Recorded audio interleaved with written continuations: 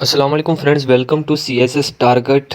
हमने एक current affair की सीरीज़ स्टार्ट की हुई थी सी एस एस 2023 के लिए, जिसको मैं कंप्लीट कर चुका हूँ। ये 2023 का हमारा फर्स्ट लेक्चर है, जिसका टाइटल है जी FATF। ये एब्रीवेशन है फाइनेंशियल एक्शन टास्क फोर्स का। ये जो टॉपिक है ये प्रेजेंट डेज में बहुत ही हॉट टॉपिक है, वेरी इंपॉर्टेंट टॉपिक है। रिसेंटली पाकिस्तान को after years of successful tries, ठीक है, पाकिस्तान को ग्रे लिस्ट से निकाल दिया गया है। तो पाकिस्तान ने कौन कौन से स्टेप्स लिए, उसके बेनिफिट्स क्या थे, ये सारा कुछ हम पढ़ेंगे आज के लेक्चर में। तो सबसे पहले हम चलते हैं कि आज के लेक्चर की जो जो आज का लेक्चर हम पढ़ने जा रहे हैं, इसकी आउटलाइन क्या है।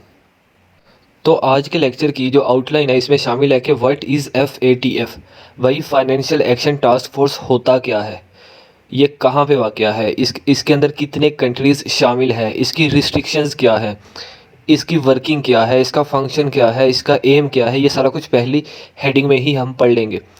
इसके बाद FATF की 3 लिस्टें होती हैं, एक ब्लैक लिस्ट होती है, एक ग्रे लिस्ट होती है और एक वाइट लिस्ट होती है। ऐसा कंट्री जिस पे कोई भी रिस्ट्रिक्शन ना हो, कोई भी पाबंदी ना हो, वो वाइट लिस्ट में होता है। और कुछ जिस पे कुछ चंद मखसूस पाबंदियाँ लगाई जाएँ, वो ग्रे लिस्ट में होता है। और जिस पर सारी की सारी पाबंदियाँ हो, यानी कि कोई एक आधी पाबंदी ना लगी हो, यानी कि जिस पे थाउजेंड्स ऑफ रिस्ट्रिक्शंस लगी हों, जिसको एक दूसरे कंट्री के साथ तजारत करने से भी मना किया गया हो, वो होता है ब्लैक लिस्ट। यानी कि उनकी नज़र में ये डिफ़ॉल्ट कंट्री होता है जी। इसके बाद हम पढ़ेंगे अफेक्ट्स और कॉजेज़ ऑफ ग्रे लिस्ट। भाई अगर कोई कंट्री ग्रे लिस्ट में होता है तो उस कंट्री पर कौन से असरात मुरतब होते हैं। उसके बाद पढ़ेंगे timeline of Pakistan on grey list. हम देखेंगे कि पाकिस्तान कब कब ब्लैक लिस्ट में गया, कब कब ग्रे लिस्ट में गया और कब कब वाइट लिस्ट में आया, ठीक है। यानी कि पाकिस्तान का जब से FATF पाकिस्तान ने ज्वाइन किया हुआ है, तो पाकिस्तान कितनी दफ़ा ग्रे लिस्ट में जा चुका है और वो क्यों गया है, उसकी वजूहात भी इसी टाइमलाइन के अंदर जानेंगे। उसके बाद FATF exit benefits for Pakistan. भैया के जो FATF जो ग्रे लिस्ट से पाकिस्तान निकल चुका है, जो कि अभी नून लीग के दौर पे हुआ है, लेकिन इसका जो क्रेडिट है वो प्रीवियस गवर्नमेंट्स को भी जाता है, क्योंकि वो भी ट्राई करते रहे इन सब की। यानी कि जितनी भी सक्सेसफुल ट्राइज थी, जो अटैम्प्ट्स थी, जो इन्होंने ट्राई किया ग्रे लिस्ट से निकलने के लिए, जो जो वर्किंग की, ये एक गवर्नमेंट का काम नहीं है, ये सारी गवर्नमेंट्स का मिल के काम हुआ है। नून लीग का हो गया, PTI हो गया, इसके अलावा पीपल्स पार्टी हो गया। तो जितनी भी पॉलिटिकल पार्टीज़ हैं, इन्होंने अपनी एफ़र्ट्स इसके अंदर इंक्लूड की, शामिल की। जो मेजर एफ़र्ट नज़र आती है वो हमें PTI की नज़र आती है और उसके बाद नून लीग की नज़र आती है। इसके बाद FATF की रिकमेंडेशंस पढ़ेंगे कि FATF ने कुछ रूल्स सेट किए हुए हैं कि भाई ये रूल्स हैं, इन रूल्स को क्रॉस नहीं करना। वो रूल्स कौन कौन से हैं उसमें मेजर को हम डिस्कस करेंगे, बाकी मैं आपको बता दूंगा कि ये भी इसके अंदर शामिल है। कोई 42 या 39 के करीब इनकी रिकमेंडेशंस होती हैं। इसके बाद एक कंट्री को FATF से निकलने के लिए क्या क्या करना पड़ता है, यानी कि इनकी जो ब्लैक लिस्ट है या ग्रे लिस्ट है, इससे निकलने के लिए उसको बेसिक स्टेप्स कौन कौन से करने पड़ते हैं, ये पढ़ेंगे हम। तो ये थी आज के हमारे लेक्चर की आउटलाइन। तो बिना टाइम वेस्ट किए हम अपना लेक्चर स्टार्ट करते हैं। तो सबसे पहले बात करते हैं कि FATF है क्या, what is financial action task force. ये 1989 में मार्च से वजूद में आई, ठीक है। इसके बाद एक ऑर्गेनाइजेशन है जिसको बोलते हैं G7। इसके अंदर 7 कंट्रीज़ हैं जो कि यूरोप के हैं, ठीक है, जिसके अंदर UK भी शामिल है, फ्रांस भी शामिल है। तो इन कंट्रीज़ ने मिलकर एक ऑर्गेनाइजेशन बनाई हुई है जिसको G7 कहते हैं, ठीक है। तो G7 ने एक रिकमेंड किया कि भाई हमें एक ऐसी बनानी चाहिए, ऑर्गेनाइजेशन बनानी चाहिए जिसका नाम FATF रखा जाए, जो कि फाइनेंशियल एक्शन टास्क फोर्स हो। इसका काम क्या है जी, ये जो फाइनेंशियल एक्शन टास्क फोर्स है, इसका जो बेसिकली या मेजर वर्क है वो ये है कि मनी लॉन्ड्रिंग और जो टेररिस्ट फाइनेंसिंग होती है इसको रोका जाए, इसको देखा जाए। वॉचडॉग का मतलब नज़र रखी जाए, सुपरवाइज़ किया जाए। क्या मतलब, यानी कि जो कंट्री इसके अंदर मुलव्वस है, जो FATF का मेंबर है, उस कंट्री पे या जो बाकी कंट्रीज़ हैं उस पर नज़र रखी जाएगी कि भाई क्या ये कंट्री दहशतगर्दों को पैसे तो नहीं देता। अगर ये दहशतगर्दों को पैसे देता है, फाइनेंसिंग करता है, तो इसका मतलब है कि जो दहशतगर्दी की असल जड़ है ये कंट्री है। क्योंकि अगर ये फाइनेंस उन्हें नहीं करेगा, असिस्टेंस नहीं देगा, तो किस तरह मुमकिन है कि ये दहशतगर्द जमातें फलें फूलें, ठीक है।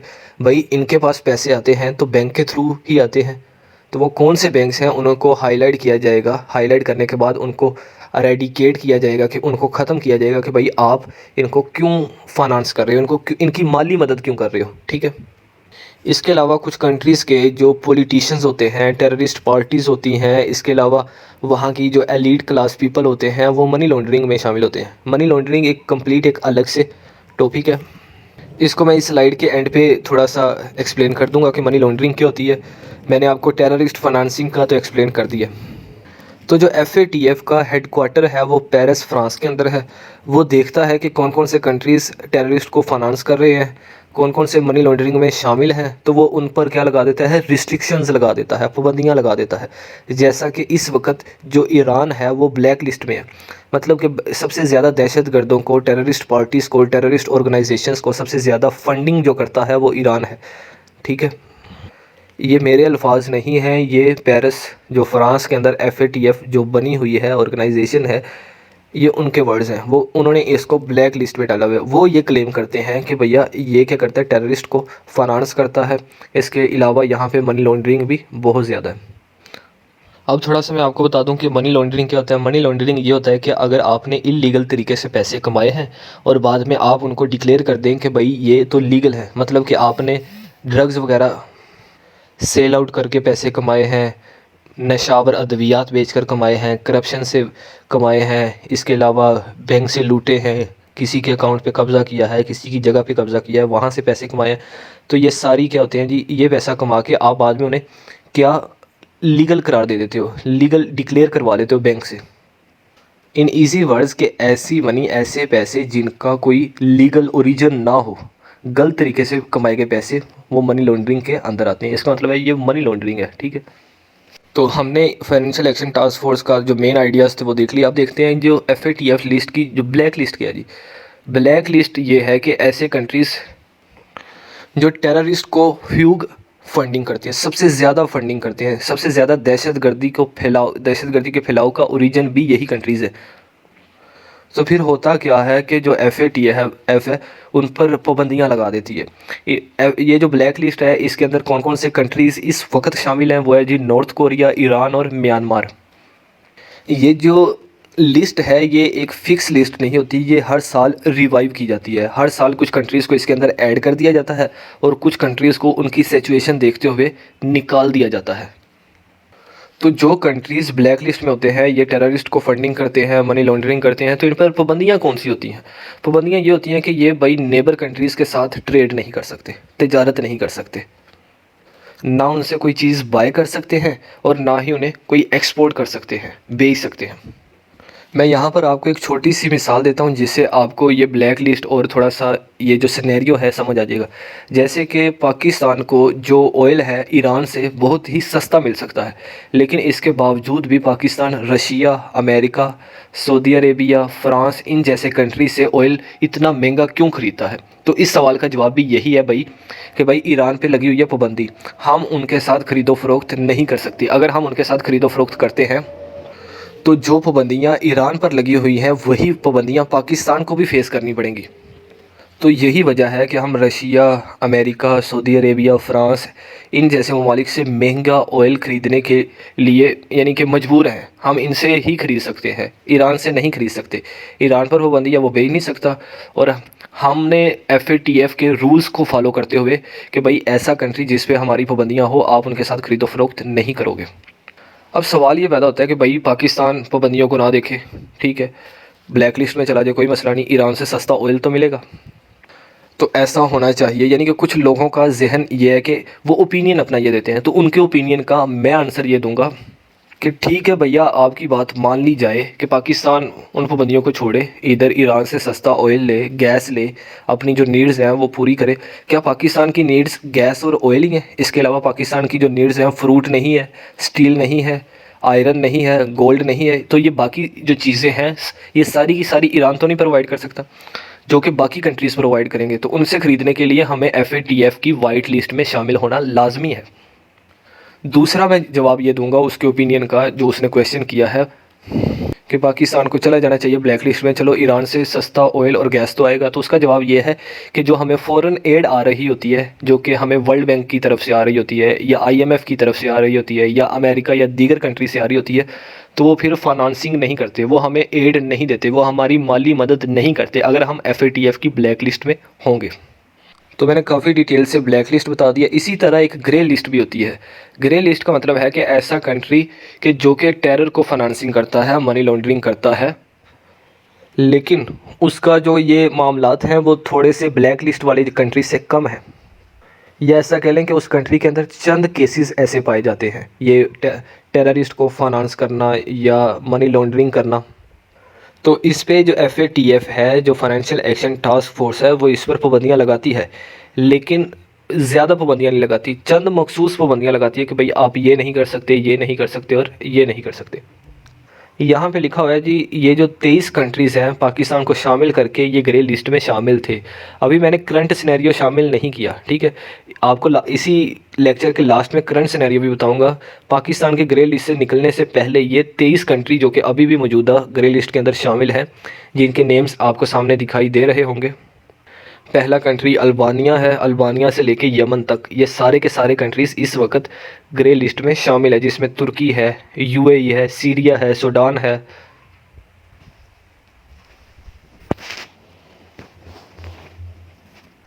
आगे देखते हैं जी, affects are causes of grey list. अगर कोई कंट्री ग्रे लिस्ट में होता है, जैसा कि पाकिस्तान रिसेंटली ग्रे लिस्ट में था, तो उस कंट्री पर कौन कौन से असरात मुरतब होते हैं, उसे कौन कौन सी पाबंदियों को सहना पड़ता है, वो देखते हैं हम। तो सबसे पहला पॉइंट ये है कि जो वर्ल्ड ऑर्गेनाइजेशन है, जैसे कि IMF है, वर्ल्ड बैंक है, वो पाकिस्तान को मदद करने की से हेजिटेट करेगा। इन सिंपल वर्ड्स के वो ये ऑर्गेनाइजेशन पाकिस्तान की एड नहीं करेंगी, मदद नहीं करेंगी, माली मुआवनत नहीं करेंगी। इसके बाद जो हमें फ़ॉरेन इन्वेस्टमेंट आती है, जिसे FDI कहते हैं, फ़ॉरेन डायरेक्ट इन्वेस्टमेंट कहते हैं, वो नहीं आएगी। जिससे क्या होगा कि पाकिस्तान की या जो कंट्री ग्रे लिस्ट के अंदर है उसकी इकोनॉमी क्या होना शुरू हो जाएगी, डाउनवर्ड स्टार्ट हो जाएगी, श्रिंकिंग स्टार्ट हो जाएगी, यानी कि फैलने की बजाय सिकुड़ना स्टार्ट हो जाएगी। इसके बाद उस कंट्री जो ग्रे लिस्ट के अंदर होगा, उसकी जो स्टॉक मार्केट के अंदर अहमियत भी ख़त्म हो जाएगी। उसके बाद ये होगा कि उसकी जो अपनी करेंसी है वो डीवैल्यूएट हो जाएगी, उसकी जो प्राइस है वो कम हो जाएगी। जैसे कि इस वक्त आपको पता है कि पाकिस्तान की करेंसी से बांग्लादेश का जो 1 टका है वो बेहतर है। हमारे 2 या 2.5 रुपये हों तो तब जाके बांग्लादेश का 1 टका बनता है। इसके अलावा इंडिया हमारे साथ नेबर बैठा हुआ है, उसकी इकोनॉमी देखें, उसके पैसे की वैल्यू देखें तो हमसे ज़्यादा है। इसके अलावा चाइना हमारे साथ बैठा हुआ है, उसके पैसे की वैल्यू देखें तो हमसे ज़्यादा है। इसके अलावा अमेरिका के डॉलर की देखें तो फिर वो तो 200 कुछ रुपए बनते हैं। तो यही वजह है कि अगर कोई कंट्री ग्रे लिस्ट के अंदर हो तो उससे बहुत ज़्यादा कंसिक्वेंसेस सहने पड़ते हैं। एट दी एंड जो कंट्री ग्रे लिस्ट में हो वहाँ पे महंगाई होती है। इसके अलावा उसका जो इंपोर्ट और एक्सपोर्ट के मामलात हैं वो भी क्या हो जाते हैं जी, डिस्टर्ब हो जाते हैं। क्योंकि जो बाकी कंट्रीज़ होते हैं वो ग्रे लिस्ट या ब्लैक लिस्ट के अंदर जो कंट्रीज़ होते हैं उनके साथ इंगेज करना, उनके साथ ट्रेड करना, उनके साथ तिजारत करने से वो हेजिटेट फील करते हैं, वो उनसे नहीं करते। वो कोई ना कोई उन्हें धोखा दे देते हैं, वो कोई ना कोई उन्हें कहानी करवा देते हैं कि भैया हम आपके साथ ट्रेड नहीं कर सकते, तिजारत नहीं कर सकते, हम आपसे ये चीज़ बाय नहीं कर सकते, हम ये चीज़ आपको सेल नहीं कर सकते। फिर एट दैट वो कंट्री के अंदर वो जो चीज़ प्रेजेंट होती है उसकी प्राइस क्या हो जाती है, बढ़ जाती है, क्योंकि बाहर से इम्पोर्ट नहीं हो रही होती, जो कि एट दी एंड महंगाई का, इन्फ्लेशन का सबब बनती है। और सबसे बड़ा आप मेजर जो अफेक्ट देख लें, जो डिस्टर्बेंस देख लें, उसमें ये होता है कि उसकी जो टूरिज़्म है वो भी अफेक्ट होती है। जो बाहर के कंट्री से लोग टूरिज़्म करने के लिए पाकिस्तान में आते हैं, उनमें वो फिर आना छोड़ देते हैं। वो देखते हैं कि भाई ये ग्रे लिस्ट कंट्री है तो भाई इसके अंदर हमने नहीं जाना। तो जब वो नहीं आएंगे तो इसका मतलब डॉलर नहीं आएगा, तो हमारी करेंसी क्या होगी, डीवैल्यूएट होगी। तो ये कोशिश जो आपके स्क्रीन के ऊपर नज़र आ रहे हैं या अफेक्ट्स है, ये ग्रे लिस्ट को सहने पड़ते हैं। आसान लफ्ज़ों में बताऊं, एक घर के अंदर कुछ अफराद रहते हैं तो उनमें एक बंदा भी शरारती है, जो डिफ़ॉल्टर है, जो घर की चीज़ें बाहर बेच आता है, घर के पैसों में फटी लगा लेता है। तो घर वाले उससे क्या करते हैं, एहतियात करते हैं, उससे चीज़ें छुपा के रखते हैं और उसके अलावा उस पर नज़र रखते हैं कि भाई ये कहीं ये गेम ना डाल दे, ये गेम ना डाल दे। तो इसी तरह जब कोई कंट्री ग्रे लिस्ट में होता है या ब्लैक लिस्ट में होता है तो वो जो पेरिस के अंदर FATF का अदारा है वो उस पर क्या करता है, नज़र रखता है। बाकी कंट्रीज़ उसके साथ बहुत ज़्यादा एहतियात से चलते हैं। अब हम देखते हैं कि time line of Pakistan on FATF list. Pakistan FATF की लिस्ट में कितनी दफ़ा रह चुका है, क्यों रह चुका है, और पाकिस्तान उससे रिमूव कैसे हुआ, वो सारी डिटेल्स देखते हैं। सबसे पहले देखते हैं Feb 28, 2008, यानी कि 28 फरवरी 2008 को पाकिस्तान को FATF की ग्रे लिस्ट के अंदर शामिल कर लिया गया। क्यों किया गया, उसकी वजूहात मैं पहले बता चुका हूँ कि जब भी किसी कंट्री को ग्रे लिस्ट के अंदर शामिल किया जाता है या ब्लैक लिस्ट के अंदर शामिल किया जाता है, उसकी वजह क्या होती है। उसकी वजह ये होती है वो दहशतगर्दों को पैसे देता है, दुनिया के अंदर दहशतगर्दी फैलाता है। फिर जून 2010 में ये होता है कि पाकिस्तान को FATF की ग्रे लिस्ट से निकाल दिया जाता है, क्योंकि पाकिस्तान थोड़ी सी प्रोग्रेस दिखाता है एंटी मनी लॉन्ड्रिंग के हवाले से, और दूसरा ये कि फाइनेंसिंग ऑफ टेररिज्म को इसके हवाले से, यानी कि जो दहशतगर्द हैं इनको फाइनेंस नहीं करता, वो अपने डॉक्यूमेंट शो करता है कि भाई हमने इनको नहीं किया, हमने मनी लॉन्ड्रिंग नहीं की, तो पाकिस्तान को जून 2010 में निकाल दिया जाता है। फिर जो FATF ने जो रूल्स सेट किए हैं, पाकिस्तान उन रूल्स पे पूरा नहीं उतरता। 16 फरवरी 2012 को पाकिस्तान को अगेन ग्रे लिस्ट में डाल दिया जाता है, और 26 फरवरी 2015 को पाकिस्तान को उस ग्रे लिस्ट से निकाल लिया जाता है। निकाला क्यों जाता है, क्योंकि पाकिस्तान ने जो FATF के रूल्स उन्होंने सेट किए हुए हैं उन पर पूरा उतरता है। इसके बाद 28 जून 2018 की बात करें तो पाकिस्तान को FATF की ग्रे लिस्ट में अगेन डाल दिया जाता है। फिर उसके बाद 16 अगस्त 2018 को देखा जाता है कि भाई ये जो पाकिस्तान है इनके रूल्स पे पूरा नहीं उतर रहा। उसके बाद 8 मार्च 2019 को पाकिस्तान के जो इदारे हैं वो FATF के जो रूल्स हैं उन पर पूरा उतरने के लिए एक डॉक्यूमेंट, एक ड्राफ्ट तैयार करते हैं और कहते हैं कि भाई इनकी तरफ से हाई रिस्क था, हम इनको रिमूव करते हैं। उसके बाद 25 जुलाई 2019 को जो FATF है पाकिस्तान का FBR जो फेडरल बोर्ड ऑफ रेवेन्यू है उसके साथ एक डील करता है और उन्हें कहता है कि भाई ये जो टेरर को फाइनेंसिंग है, ये जो दहशतगर्द जमातों को फाइनेंसिंग है, इसको रुकवाओ पाकिस्तान के अंदर। ये जो FBR है इसके साथ वो डील करता है। तो डील होने के बाद अगस्त 25 2019 के अंदर इमरान खान होते हैं। इमरान खान एक बॉडी सेट करता है, एक कमेटी बनाता है ताकि वो FATF का जो टारगेट है, जो उनकी रिकमेंडेशन है, जो उनके रूल्स एंड रेगुलेशन है, उस पर पाकिस्तान किस तरह पूरा उतर सकता है। इसके बाद वो कमेटी कहती है कि पाकिस्तान जो 18 अक्टूबर 2019 तक ग्रे लिस्ट से निकल आएगा, वो कुछ ना कुछ प्लान्स करते हैं, उनके जो रूल्स एंड रेगुलेशन हैं उन पर पूरा उतरने की कोशिश करते हैं।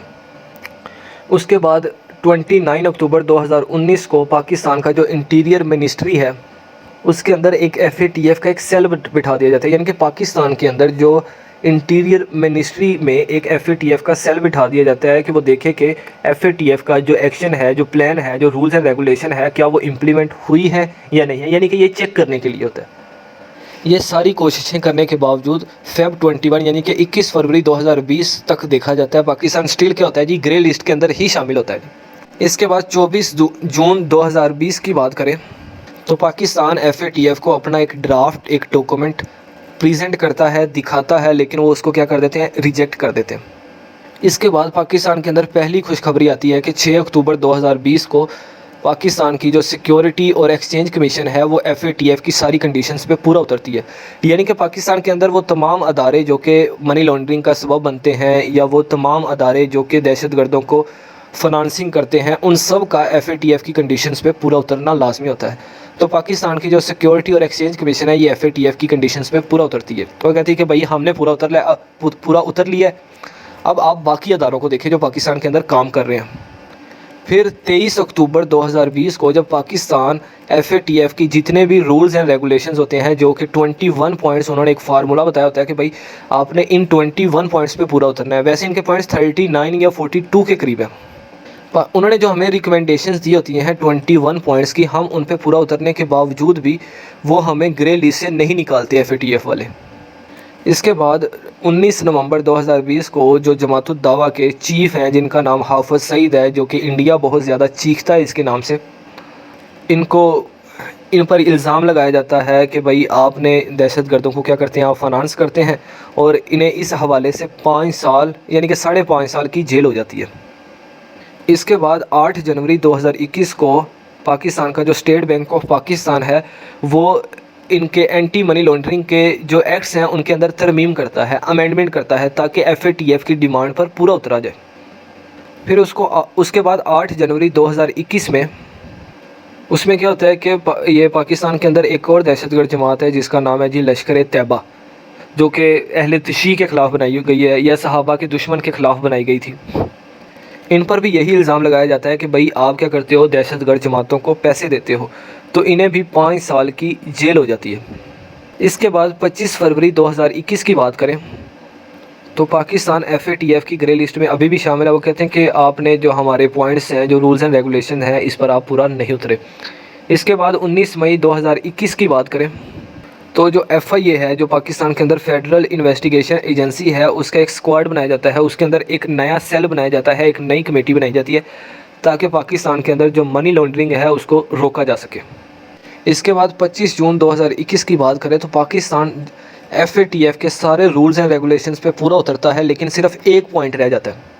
उसके बाद 4 जुलाई 2021 की बात की जाए तो जो नैब है पाकिस्तान के अंदर, नेशनल अकाउंटेबिलिटी ब्यूरो है, जिसका नाम आप सभी जानते हैं, ये भी अपनी थोड़ी सी चालाकी दिखाता है, फुर्ती दिखाता है ये अदारा कि भाई हम भी मनी लॉन्ड्रिंग के ख़िलाफ़ लड़ रहे हैं। इसके बाद 21 अक्टूबर 2021 की बात की जाए तो FATF जो है, जो अदारा है, वो पाकिस्तान को अप्रिशिएट करता है कि नैब हो गया, FIA हो गया, इसके अलावा एक्सचेंज कमीशन हो गया, ये FATF के सारे पॉइंट्स पर पूरा उतर पड़ा है।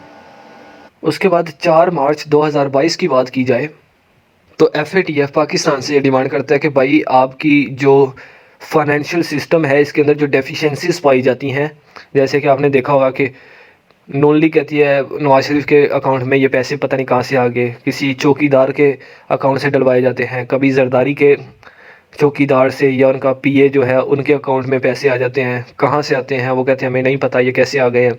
तो ये वो सारी चीज़ें हैं। तो FATF कहता है कि ये जो फाइनेंशियल सिस्टम के अंदर डेफिशिएंसीज हैं, इसको कंसिडर किया जाए, इसको एड्रेस किया जाए, इसको ख़त्म किया जाए। उसके बाद जो हाफ़िज़ सईद साहब को 5.5 साल की जेल हुई होती है, उसको बढ़ाकर 33 साल की जेल कर दिया जाता है 8 अप्रैल 2022 को, यानी कि उन्हें 33 साल की जेल हो जाती है।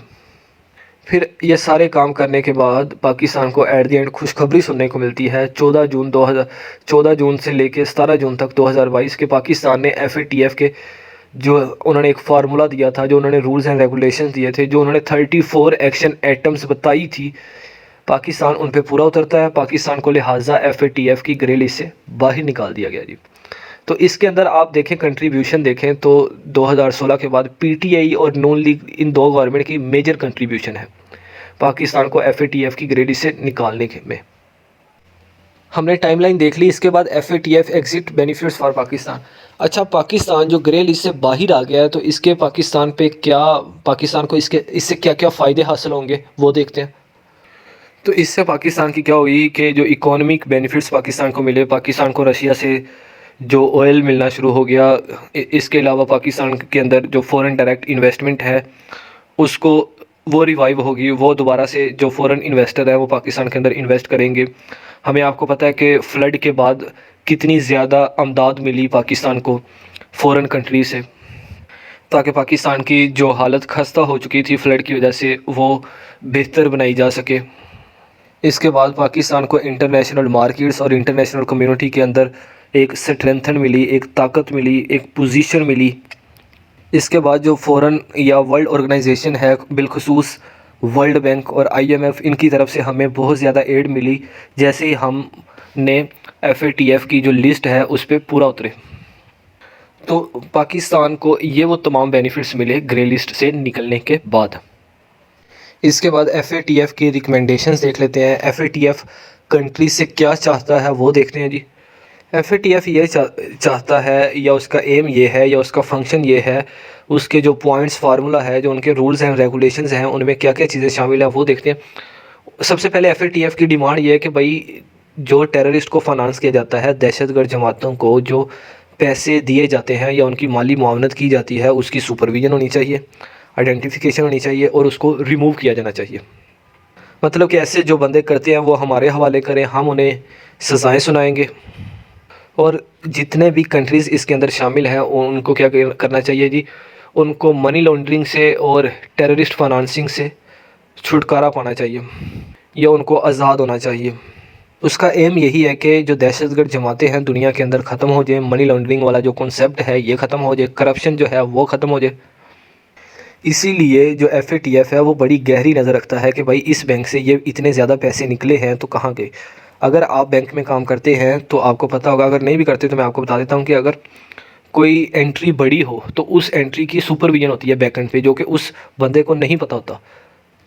सुपरविजन किस तरह होती है? सुपरविजन इस तरह होती है कि वो देखते हैं कि भाई ये पैसे किसने निकलवाए, कब निकलवाए, किस मकसद के लिए निकलवाए, ठीक है, इसके पास इतने पैसे आए कहाँ से, इसका कारोबार क्या है। वो ये सारी चीज़ें देखते हैं कि भाई इसका कारोबार इतना है, ये पैसे इतने कमा रहा है, ऐसा क्यों, इसे कोई इलीगल मनी तो नहीं आ रही, ठीक है। वो ये सारी चीज़ों पे सुपरवाइज करते हैं, निगरानी करते हैं। वो देखते हैं कि भाई जो कैश का फ़्लो है वो किन हैंड से किन हैंड्स की तरफ है।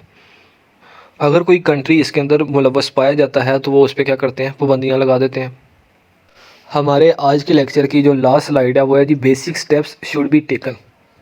तो पाकिस्तान को कोई भी अपना जो एक्शन है, जो कोई भी प्लान है, उसको इम्प्लीमेंट करने से पहले इन 4 चीज़ों का ख्याल रखना लाजमी है। ना कि सिर्फ पाकिस्तान को, वो तमाम कंट्रीज़ जो कि FATF की ब्लैक लिस्ट में है या FATF की ग्रे लिस्ट के अंदर हैं, उन कंट्रीज़ को इन 4 पॉइंट्स का ख्याल रखना बेहद ज़रूरी है।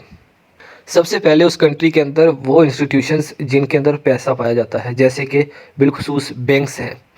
बैंक्स भी पाकिस्तान के अंदर आपको पता है डिफरेंट टाइप के बैंक्स हैं। मिज़ान है, अल बराका है, MCB है, स्टेट बैंक है, NBP है, अल हबीब है, HBL है।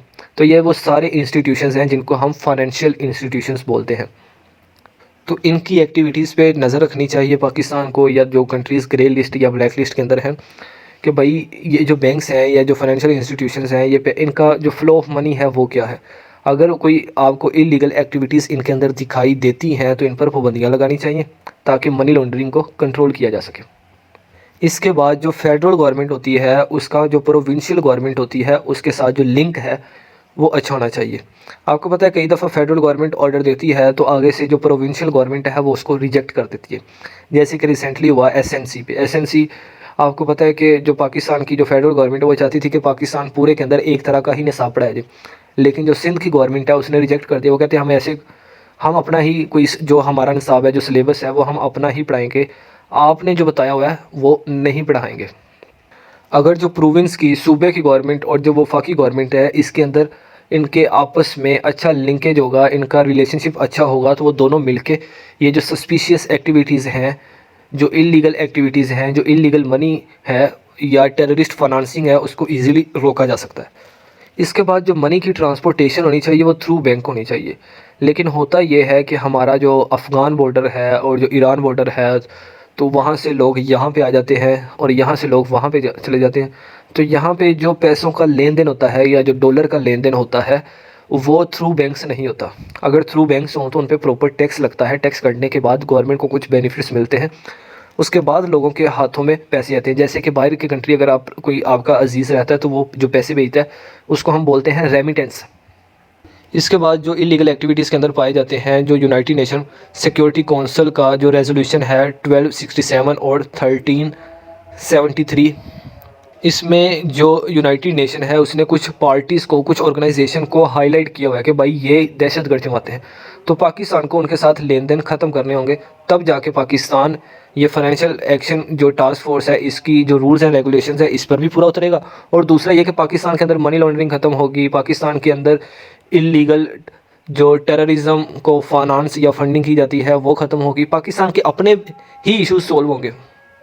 उम्मीद है आप लोगों को ये लेक्चर समझ आया होगा, जिसके अंदर मैंने आपको स्टार्टिंग में आउटलाइन बताई और उसके बाद जो टर्म्स थी और जो कंडीशंस थी वो सारी की सारी एक्सप्लेन कर दी। इसके बाद भी अगर आपका कोई क्वेश्चन है तो आप कमेंट बॉक्स के अंदर कमेंट कर सकते हैं, मैं उसका आंसर दे दूंगा। नीचे मेरा व्हाट्सएप नंबर भी मेंशन है, आप वहाँ पे भी रब्ता कर सकते हैं। हमारा करंट अफेयर का, बेसिक कॉन्सेप्ट बिल्डिंग का, इसके अलावा हमारे कुछ फॉर्मल ग्रुप्स भी हैं जिनके अंदर डेली बेसिस पे डिफरेंट डेटा सेंड किया जाता है, आप ज्वाइन कर सकते हैं। मिलते हैं नेक्स्ट लेक्चर में, तब तक के लिए अल्लाह हाफिज़।